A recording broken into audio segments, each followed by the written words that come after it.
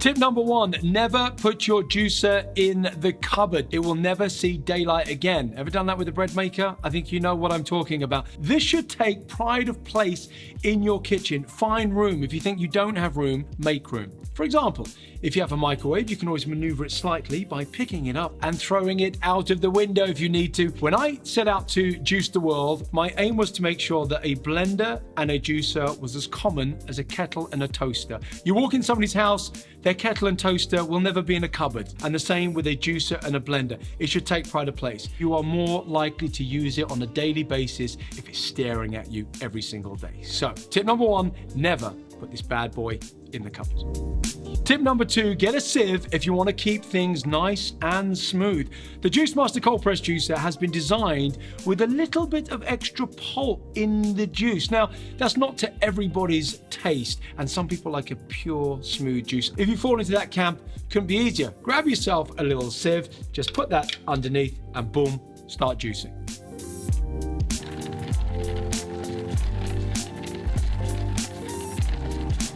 You'll notice that I have kept the drip stop closed while I'm juicing, and we're going to juice until we see in the reservoir the juice has come up to that maximum line. Then we simply release. The sieve is doing its job nicely, catching a little bit of extra pulp if you want to keep it smooth. Tip number 3, cleaning. Often the biggest bugbear when it comes to juicing. First up, save a lot of time. Make a batch and then freeze them for the week. I'm gonna want a freshly extracted cold pressed juice every single morning. Cold pressed juices, once frozen, keep really well and they retain their nutrients. So instead of having to wake up, make a juice, clean the machine, you've only got to clean the machine once when you make a batch. I made a batch here. First of all, I fancy a little glass now. So of course you just pour in your little glass. There you go, happy days. Now I happen to have these little bottles. Now if you do our juice delivered, then obviously they're the perfect bottles for, but you can use glass bottles. Just be careful when freezing, they need to be the right bottles. All you do, put the top on, pop that in the freezer. Here's the key, take it out of the freezer the night before you want it and then put it in the fridge. And then about an hour before you actually want the juice, take it out the fridge and it should have defrosted. And before you know where you are, you've got your cold pressed juice ready to go.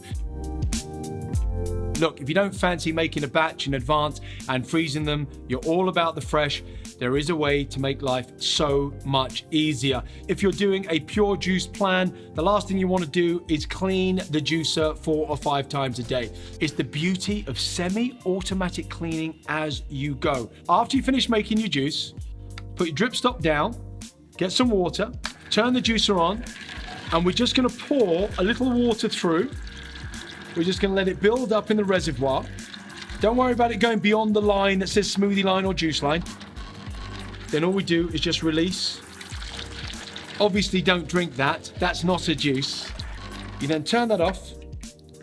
Once that's done, you can do one or two things. You can either put a cold towel over it to stop flies getting on it, or I remove a shelf from the fridge and then you just take the top of the juicer off and then just lifts off all in one piece. I know, it's so clever. And then you just take that to the fridge, put that in the fridge. Then when you come back, you just turn that on, put that on, boom, you're ready to juice again. 2 simple tips for cleaning the biggest bugbear when it comes to juicing. You have no more excuses. You now know how to do it. Tip number 4, why not mix it up with some milk? Yes, not just the finest cold pressed juicer on earth, in my humble opinion, but this bad boy can also make raw milk. Get some almonds, about 100 grams, 800 milliliters of filtered water. You turn your juicer on, almonds must be soaked. You start to put them in, you then add the water very quickly because that's too dry, so you want to get the moisture in.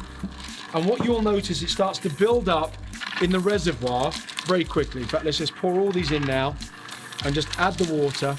And you'll see the milk starting to build in the reservoir. Open. And we have just made ourselves a lovely little batch of raw almond milk. Stores for 3 days in the fridge. Perfect for adding to smoothies. You can also use it for the kids as an alternative to dairy, made in a juicer. Who would have ever thought it?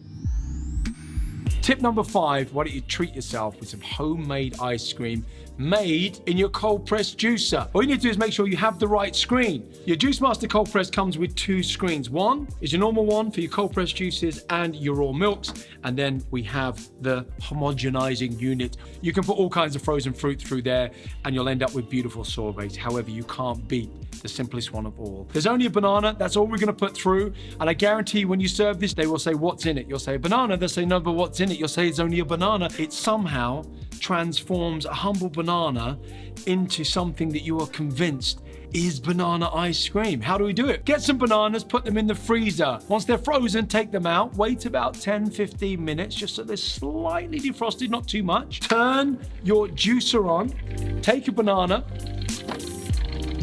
push it through.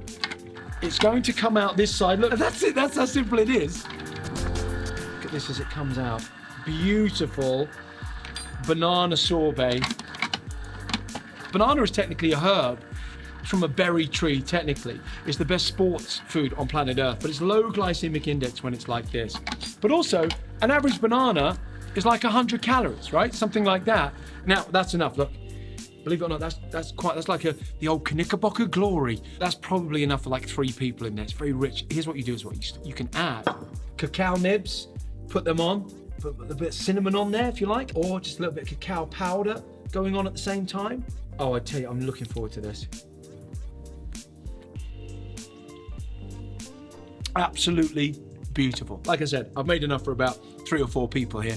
It's very rich. It's pure banana, probably about 1 banana per person. You just change it. It's not only a juicer, it's not only a raw milk maker, but now you found out it even makes ice cream. Who knew? And finally, whatever you do, do not make the huge mistake of thinking, I haven't got enough time. I'll tell you what I'll do. I'll make my juice, but I'll clean the juicer later. If you've ever done it, you know what I'm talking about. The stuff will be welded inside. It will take you roughly 10 times longer to try and clean it than cleaning it at the time. So I've just made some lovely ice cream in here. I'm not gonna leave it. The rule is really, I'm not gonna touch the ice cream until I've cleaned the juicer first. So all you gotta do, take that off, lift off this part. I'm off to clean my juicer. Do not leave it under any circumstances.